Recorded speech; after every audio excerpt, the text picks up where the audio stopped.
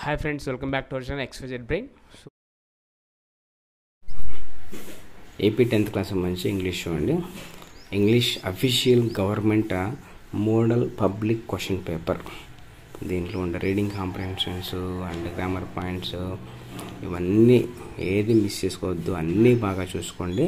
ప్రతి ఒక్కటి కూడా చాలా అంటే చాలా ఇంపార్టెంట్. మీకు ఆల్రెడీ చెప్పాను. మీకు revision test 1, 2, 3, 4 and pre final SA1 question paper, ఈ పేపర్ ఇవి చూసుకున్నట్లయితే 100కి 100% మీకు మంచి మార్కులు వస్తాయి. అండ్ ఈ పేపర్ 80% నెగ్లెక్ట్ చేయకండి. సో ఇవే ఆన్సర్స్, ఇవే క్వశ్చన్స్ మీకు ఫైనల్ ఎగ్జామ్స్లో కనిపిస్తాయి.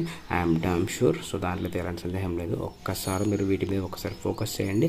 జస్ట్ ఫైనల్ టచ్ లాగా రివిజన్ అయితే చేసుకోండి. డెఫినెట్గా మీకు మంచిగా అయితే ఉపయోగపడుతుంది. అండ్ గ్రామర్ పాయింట్స్ని 80% మిస్ చేసుకోవద్దు. గ్రామర్ పాయింట్స్లో రిపీట్ అయ్యే ఛాన్స్ అయితే ఉంటుంది. అండ్ మిస్టేక్స్ చేయకండి, క్వశ్చన్ నెంబర్స్ వేయకుండా ఇవన్నీ చూసుకోండి. అన్నీ అటెంప్ట్ చేయాల్సిందే. సో ప్రతి ఒక్క క్వశ్చన్ అటెంప్ట్ చేయండి. డెఫినెట్గా మీకు మంచి మార్కులకి అయితే ఎక్స్పెక్ట్ చేయొచ్చు. అండ్ ఇంకోటంటే ఇవన్నీ ఒక్కసారి ప్రాక్టీస్ చేసుకుంటే చాలు, సరిపోద్ది. సో మీరు ఒకసారి రివైజ్ చేసుకోండి, అంతే, ఏం అవసరం లేదు. అండ్ ఎక్కడెక్కడ మిస్టేక్స్ చేస్తున్నారు ఏంటి, అండ్ స్పెల్లింగ్స్ అండి. స్పెల్లింగ్స్ చాలామంది మిస్టేక్స్ చేస్తారు. ఆ స్పెల్లింగ్స్ మిస్టేక్స్ లేకుండా చూసుకోండి. అండ్ ఇక్కడ చూడండి, అరేంజ్ ఫాలోయింగ్ వర్డ్స్ ఉంటుందా, కరెక్ట్ హెడింగ్స్, ఇలాంటి వాటిని మనం ఏంటంటే చాలా ఓవర్ కాన్ఫిడెంట్తో ఒకసారి సిల్లీగా ఉన్న వాటిని కూడా తప్పు చేస్తాం. అలాగ చేయకుండా అయితే చూసుకోండి. అండ్ మ్యాథ్స్ ఫాలోయింగ్ కానీ సెక్షన్స్, క్రియేటివ్ ఎక్స్ప్రెషన్స్ చాలా ఇంపార్టెంట్ అండి.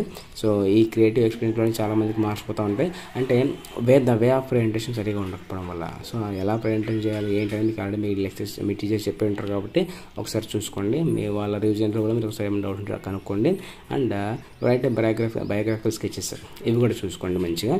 సో వీటి బేస్తో మనం మొత్తం ఒక ప్యాస్ రాయాల్సి ఉంటుంది, అది కూడా చూసుకోండి. సో మ్యాక్సిమం ఎర్రర్స్ లేకుండా అయితే ట్రై చేయండి.